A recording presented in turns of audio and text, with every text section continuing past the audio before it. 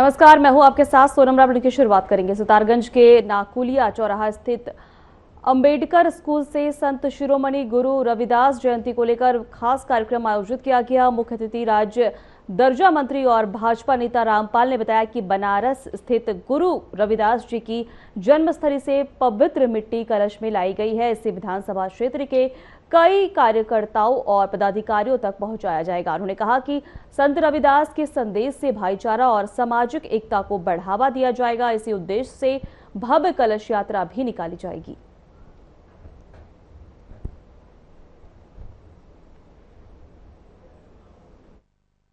दिन है कि भारतीय जनता पार्टी की जो सरकार है, नरेंद्र मोदी जी हमारे प्रधानमंत्री थे पूरे भारत के, हमारे उत्तराखंड के मुख्यमंत्री पुष्कर सिंह धामी हैं, हमारे उत्तराखंड के कैबिनेट मंत्री सौरभ बहुगुणा जी हैं।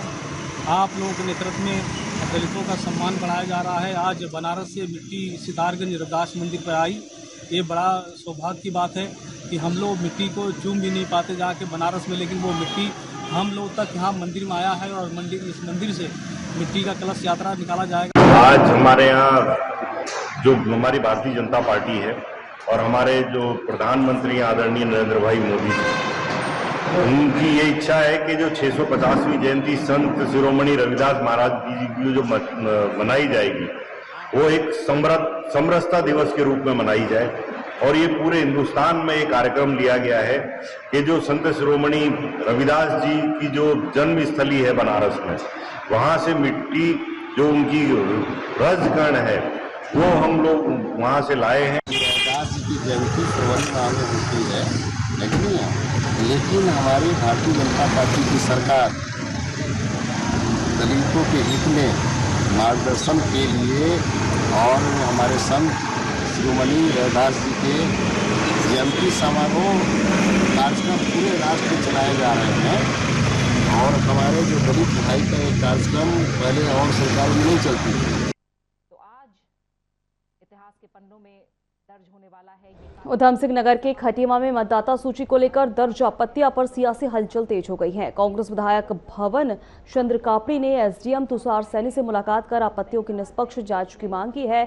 वहीं कापड़ी ने आरोप लगाया है कि कई लोगों के नाम से बिना जानकारी की आपत्तियां दर्ज कराई गई है। उन्होंने सभी आपत्तियों को बीएलओ के माध्यम से जांच कराने की मांग की है। वहीं वार्ड नंबर 10 गोटिया के सभासद जिशान अहमद ने भी प्रशासन को शिकायत देकर गलत आपत्तियों की जांच की मांग की है। वहीं खटीमा में मतदाता सूची को लेकर कुल 917 आपत्तियां मिली हैं और एसडीएम ने कहा है कि सभी आपत्तियों की गंभीरता से जांच की जाएगी और दोनों पक्षों को अपना पक्ष रखने का मौका दिया जाएगा।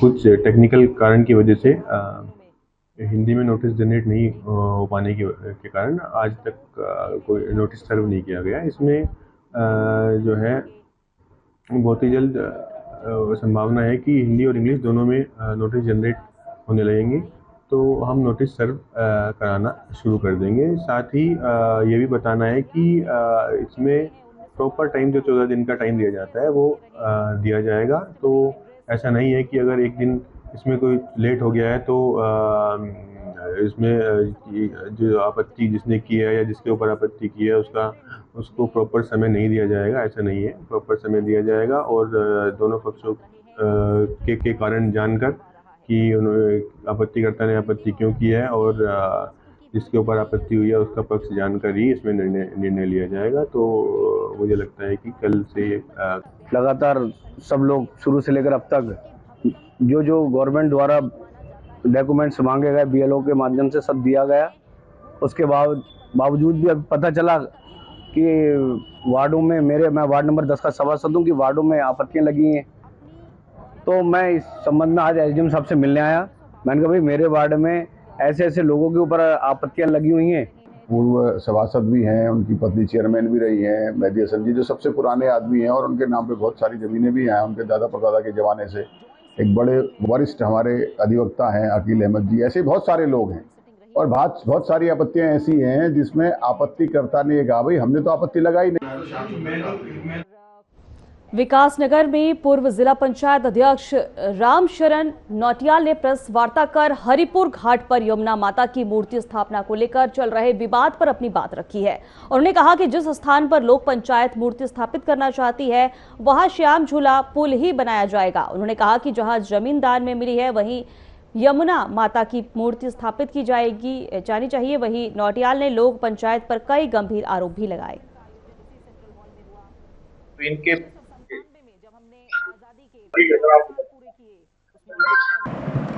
आपने कहा कि जो मूर्ति की कीमत है उसको सार्वजनिक करें और जो चंदे का पैसा है उसको भी सार्वजनिक करें, नमामि गंगे उसको सार्वजनिक करें। और नहीं नमामि गंगे नहीं बोला मैं जी, नमामि गंगे ने तो घाट बना दिया जी।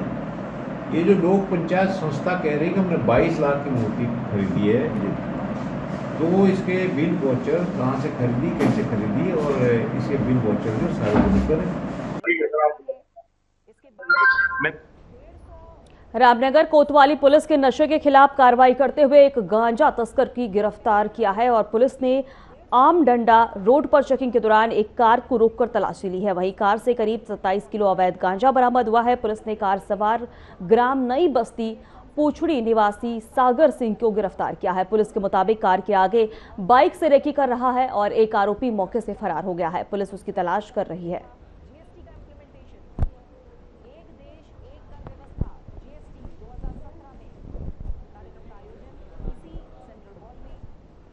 सड़क हादसे कभी भी हो सकते हैं, लेकिन ऐसे वक्त में हमारी इंसानियत की असली परीक्षा होती है। सोमवार देर रात नेशनल हाईवे 309 पर रिंगोड़ा के समीप एक कार अनियंत्रित होकर पलट गई है। हादसे के बाद मौके पर लोगों की भीड़ जमा हो गई है, लेकिन कुछ लोग तमाशाबीन बनने के बजाय मदद के लिए आगे आए हैं। बिना समय गवाए घायल व्यक्ति को कार से बाहर निकालने और तत्काल सहायता पहुंचाने की कोशिश की गई है। हादसे में ना वक्त, ना किसी की पहचान मायने रखती है और ना ही कोई पद मायने रखती है, ना ही इंसान की जिंदगी। इसलिए सड़क दुर्घटना के समय वीडियो बनाने की बजाय सुरक्षित तरीके से घायल की मदद कीजिए और तुरंत आपातकालीन सहायता के लिए बुलाएं। और फिलहाल पुलिस मामले की जांच में जुटी हुई है।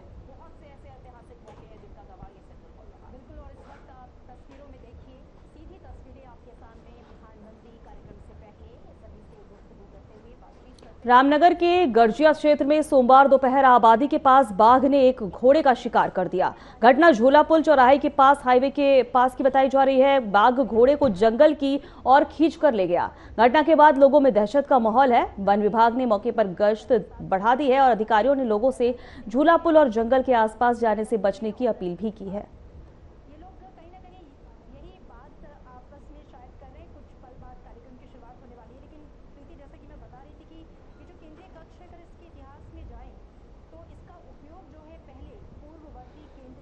नागपंचमी पर पौड़ी के प्रसिद्ध नागदेव मंदिर में हजारों श्रद्धालु पहुंचे। 3 दिवसीय पूजा अर्चना के समापन पर विशाल भंडारा हुआ। श्रद्धालुओं ने नागदेव के दर्शन कर सुख समृद्धि और मनोकामना की प्रार्थना की। मान्यता है कि वर्षों पहले एक परिवार के घर नाग के रूप में जन्मे बच्चे के अदृश्य होने के बाद इसी स्थान पर मंदिर स्थापित किया गया। सर्पदोष निवारण के लिए भी लोग विशेष पूजा अर्चना करने यहाँ पहुंचते हैं।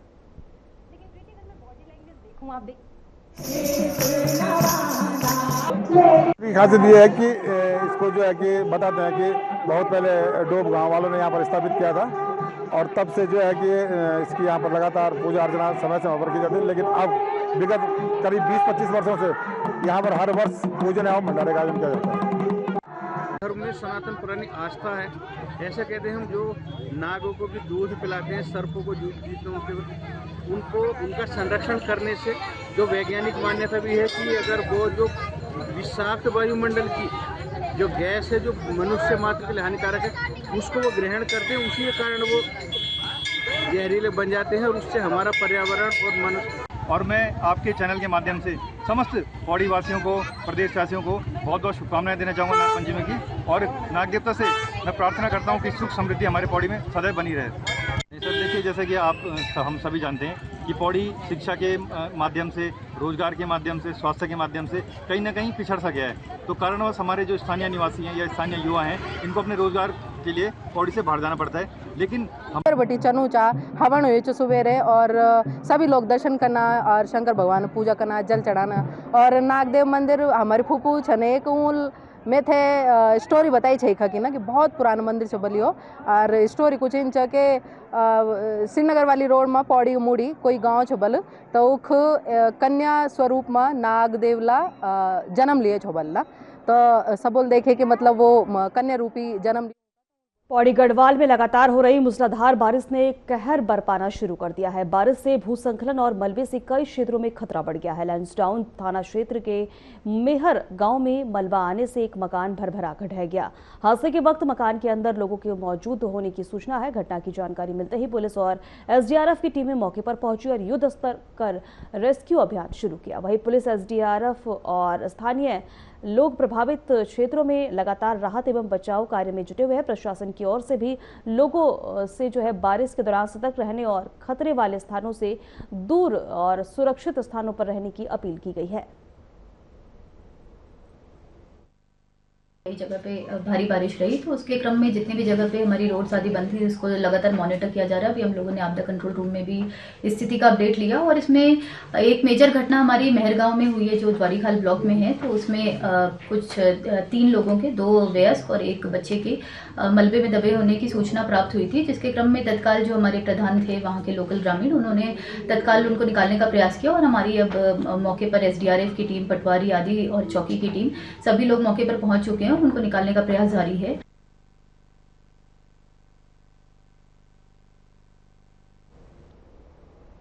भारतीय जनता पार्टी मसूरी मंडल के कार्यकर्ताओं द्वारा कांग्रेस पार्टी के राष्ट्रीय अध्यक्ष मल्लिकार्जुन खड़गे का पुतला दहन किया गया। शहीद भगत सिंह चौक पर भाजपा के दर्जनों कार्यकर्ताओं ने एकत्रित होकर कांग्रेस के राष्ट्रीय अध्यक्ष के खिलाफ जमकर नारेबाजी की और आरोप लगाया कि राजनीति के चलते वंदे मातरम के पूरे गायन में बाधा डालने और इसे रोकने का प्रयास किया, जो कि देश और राष्ट्रगीत का अपमान है। वक्ताओं ने कहा कि कांग्रेस पार्टी की मानसिकता देश विरोधी है और समय समय पर कांग्रेस पार्टी भारत के महापुरुषों के अपमान के साथ ही राष्ट्रीय गीतों का भी अपमान करते हैं। इसे कतई बर्दाश्त नहीं किया जाएगा और पूरे प्रदेश में इसके खिलाफ आंदोलन चलाया जाएगा।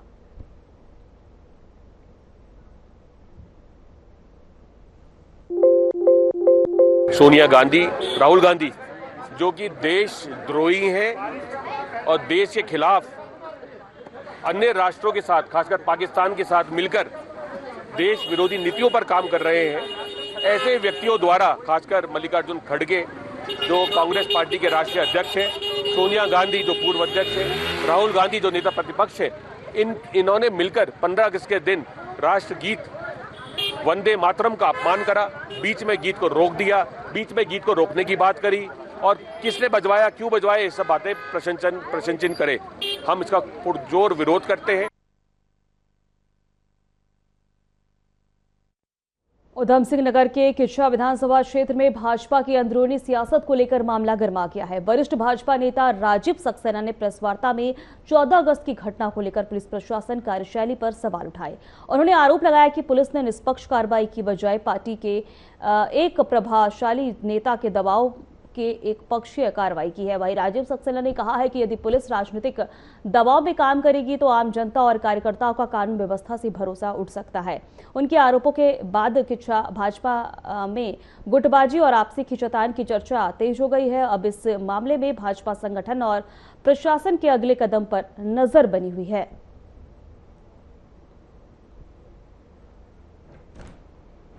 मेरे पास नहीं है, बड़ा नेता तो बड़ा ही नेता है, ये समझने वाला समझ जाता है। इसलिए मैं किसी पार्टी, अपने पार्टी फोरम को बिल्कुल अलग नहीं रखूंगा, क्योंकि मैं पार्टी फोरम के साथ चलता हूं, पार्टी के साथ चलता हूं, पार्टी की गतिविधियों को लेके साथ चलता हूं। मैं इसलिए नाम नहीं ले सकता क्योंकि मेरी भी कुछ बंदिशें हैं। रही बात आपने जो मुझसे कहा कि मैंने कोई एप्लीकेशन दी, मैंने बिल्कुल एप्लीकेशन दी थी, पर लेकिन एप्लीकेशन उस बड़े नेता के उस प्रभाव की वजह से उस एप्लीकेशन को भी साइड रखा गया और ये कहा गया कि आप इसमें समझौता लिखवा के दो। मैंने ये पूछा भी, सुन लीजिए, मैंने ये पूछ बात का आप लिखवा रहे हो। मैंने जब मेरे से कोई झगड़ा नहीं हुआ है, मेरे से मारपीट की गया, मेरे ऊपर हमला किया गया है।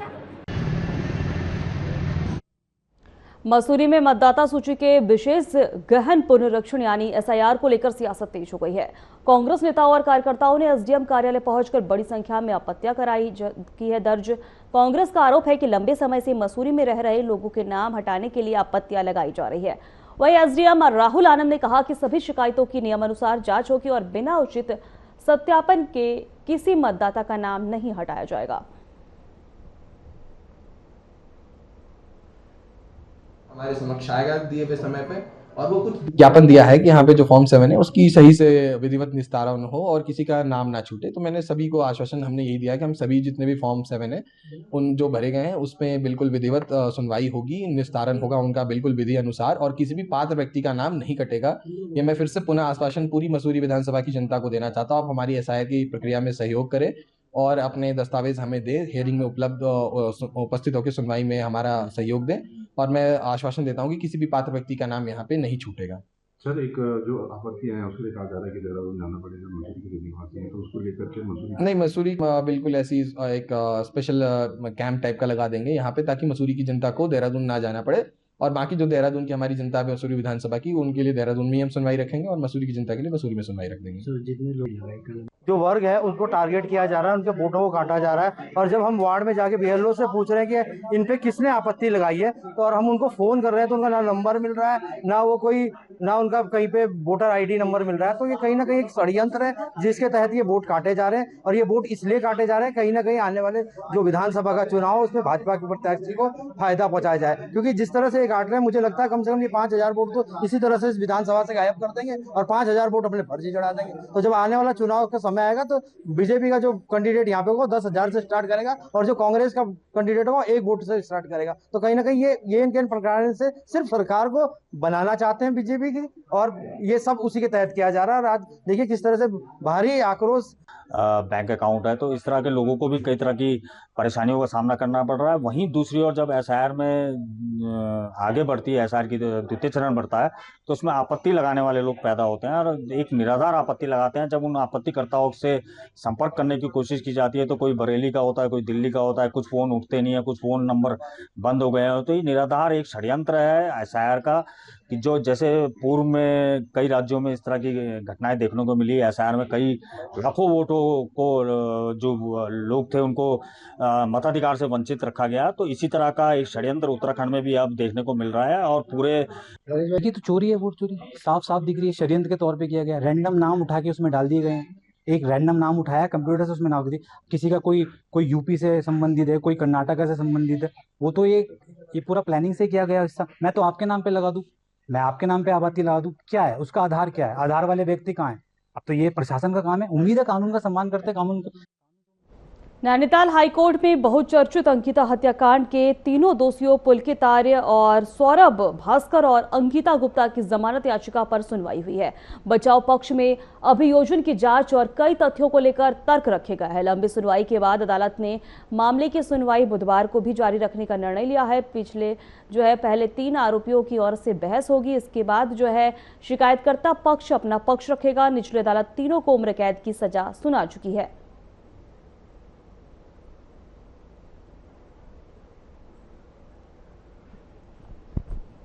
नैनीताल में हाईकोर्ट में वन विभाग में वर्षों दैनिक वेतन भोगी श्रमिकों को अभी तक नियमित नहीं किए जाने को लेकर दायर याचिका पर सुनवाई हुई।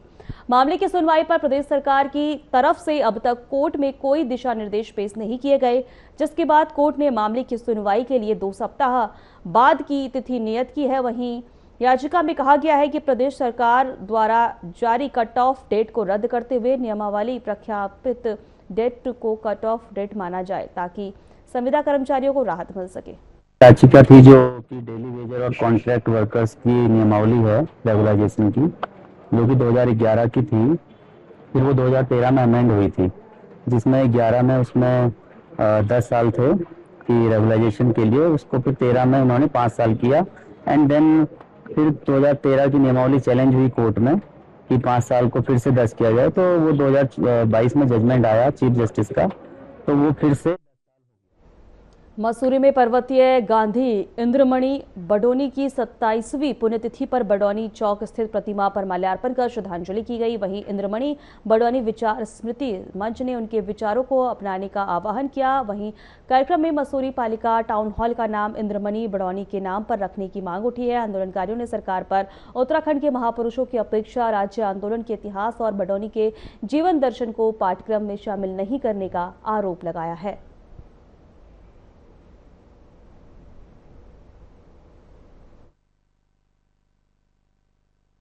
पर्वतीय गांधी इंद्रमणि बढोनी जी की 27वीं पुण्यतिथि है और इस अवसर पर मसूरी में हमेशा की भांति उनको याद किया गया और उनके जो प्रतिमा है बढोनी चौक पर, वहाँ पर जाकर के पुष्पांजलि उनको अर्पित की गई।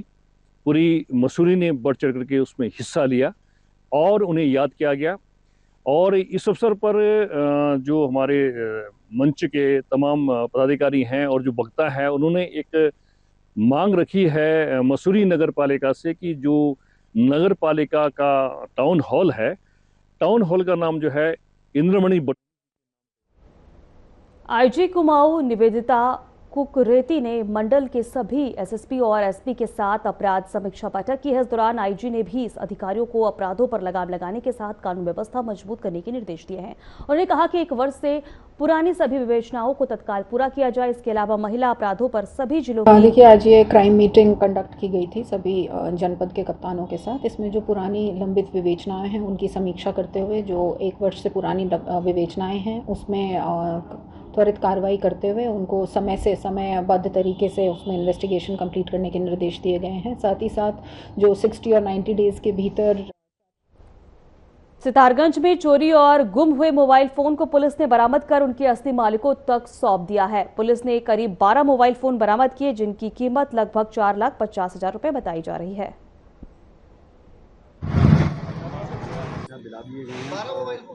12 मोबाइल फोन। और साथ ही धन्यवाद है हमारे वार्ड का एक लड़का मेंबर है, वार्ड नंबर 12 का सभासद साने आलम। उस लड़के ने भी बड़ी मेहनत करी, मेंबर साहब ने हमारे, और उनकी भी बड़ा योगदान दिया है इसमें। और पुलिस का तो बहुत बड़ा योगदान है, उनका तो बहुत बहुत धन्यवाद, बार बार पूरी स्टाफ का धन्यवाद। मेरा नाम रमजानी है और वार्ड नंबर 12 में रहता हूँ। मेरा मोबाइल मिला है, मैं बहुत खुश हूँ और ये पूरी टीम का बहुत बहुत धन्यवाद। साथ में हो गया था, पुलिस ने हमें ढूंढ ढाड़ के मोबाइल दिया, उनका बहुत बहुत धन्यवाद, पूरे स्टाफ को धन्यवाद करता हूँ। फिलहाल हमारे खास बुलेटिन में इतना ही। नमस्कार।